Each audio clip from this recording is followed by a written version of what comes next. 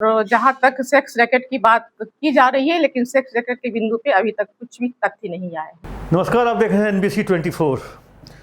बंटी यादव विवाद को लेकर के पटना पुलिस की सारी टीमें लगी हुई थी, 3-4 टीम लगी हुई थी और तब जाकर बंटी यादव के हत्यारे लोग पकड़े जाने के बाद कई तरह के बयान आने के बाद ये भी पता चला जो बंटी यादव ने जिसकी पैरवी 10 दिन पहले एक थाने में की थी, वही निकला बंटी का हत्यारा।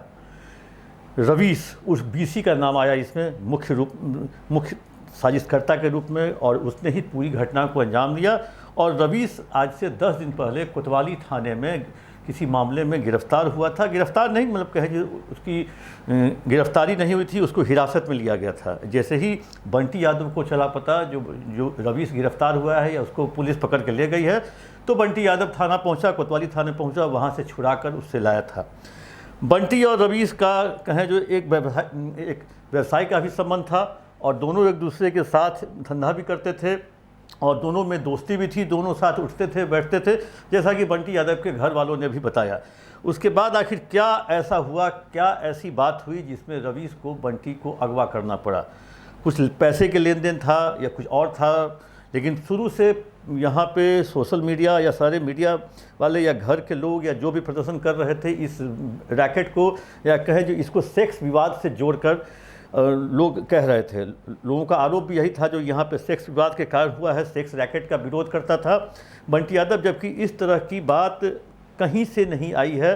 आज सिटी SP ममता कल्याणी ने भी प्रेस कॉन्फ्रेंस करके सेक्स विवाद से इस चीज़ को जोड़ने से इनकार कर दिया। उन्होंने भी साफ तौर पे इनकार किया जो घटना का किसी अन्य कारणों से इस घटना को अंजाम दिया गया है। और जहाँ तक सेक्स रैकेट की बात की जा रही है, लेकिन सेक्स रैकेट के बिंदु पे अभी तक कुछ भी तथ्य नहीं आए। वैसे वो बार बार बोल रही थी अनुसंधान का विषय है, लेकिन पुलिस अनुसंधान कर चुकी है, लेकिन किसी कारणों से पुलिस ने बयान देने से कहें जो आनाकानी की या अपने आप को उससे दूर रखा।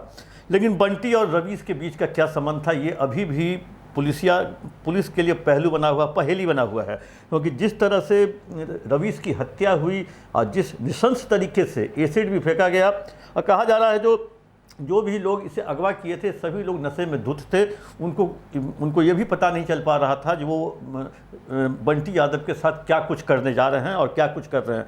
लगातार उसकी पिटाई, उसके बाद उस पर एसिड फेंकना, उसको ले आके पटना से 50 किलोमीटर दूर ले आके उसकी डेड बॉडी को खेत में गाड़ने का प्रयास करना, इन सब चीज़ों को लेकर के, क्योंकि इतने ब्रूटली मर्डर किसी मतलब घोर ऐसा विवाद होगा जिसको लेकर के रवीश ने इसकी हत्या की, जिस रवीश की पैरवी के लिए बंटी यादव थाने गया था। और ये थाने के लोगों को भी जानकारी है जो बंटी और रवीश एक दूसरे के मित्र हैं, और इसके बावजूद भी बंटी की हत्या रवीश ने की। रवीश वैसे इस मामले में 5 लोग गिरफ्तार भी हुए हैं अभी तक। जी, अब तक 5 गिरफ्तारी हो चुकी है। इधर 2 अपराधियों की गिरफ्तारी हुई थी जिनका नाम है अजीत कुमार रोशन। इसमें अजीत कुमार, रोहित, बजरंगी के आपराधिक इतिहास भी रहे हुए हैं, और जो भी शेष आरोपित हैं उनकी गिरफ्तारी शीघ्र ही कर ली जाएगी। लेकिन मुख्य जो साजिशकर्ता है वो भी पुलिस के चंगुल से में नहीं आ सका है। लेकिन एक तरह से बंटी और रवीश के बीच के विवाद को ढूंढना पुलिस के लिए एक बहुत बड़ी चुनौती है, क्योंकि उसी से पूरे हत्याकांड का खुलासा हो सकता है, हत्या के कारणों का खुलासा भी हो सकता है। और क्योंकि आखिर रवीश क्यों पकड़ाया था, किस कारण से कोतवाली पुलिस ने उसे हिरासत में लिया था, और इसकी भी तहकीकात करनी होगी। और किसके कहने पर रवीश को वहाँ से छोड़ा गया, बंटी यादव की क्या उतनी पहुँच थी, रसूख था क्या बंटी यादव का, जो कोतवाली के लोग बंटी यादव के कहने पर रवीश को छोड़ देंगे, लेकिन छूटा, और छूटने के ही 10 दिन के बाद बंटी यादव को ही अगवा करके उसकी हत्या कर देता है।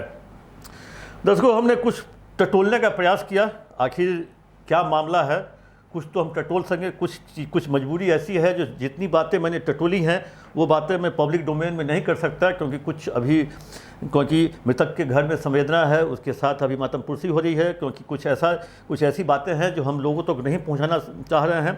जब पुलिस ने पब्लिक डोमेन में जाकर नहीं बोला, आपने सुना होगा जो प्रेस कॉन्फ्रेंस में बार बार लोग विवाद का कारण पूछते रहा, लेकिन सिटी SP मामला अनुसंधान में है। आपको हम सिटी एसपी ममता कल्याणी की 2-3 छोटी छोटी चंक आपको सुनवाएंगे तो किस तरह से उन्होंने सेक्स रैकेट का से इनकार किया। जब पत्रकार पूछते हैं कारण तो कैसे बोलती है मामला अनुसंधान में है, अनुसंधान का मामला है। किसी विवाद में हत्या हुई है, सेक्स रैकेट से जुड़ा हुआ किसी प्रकार का नहीं मामला है, तो प्रारंभिक अनुसंधान में क्या कुछ जानकारी मिली, किस तरह का क्या कुछ तो बताया होगा, किस तरह का विवाद था, पैसे का लेन देन था या फिर किसी लड़की का या प्रेम प्रसंग का मामला था, कुछ तो बताया होगा।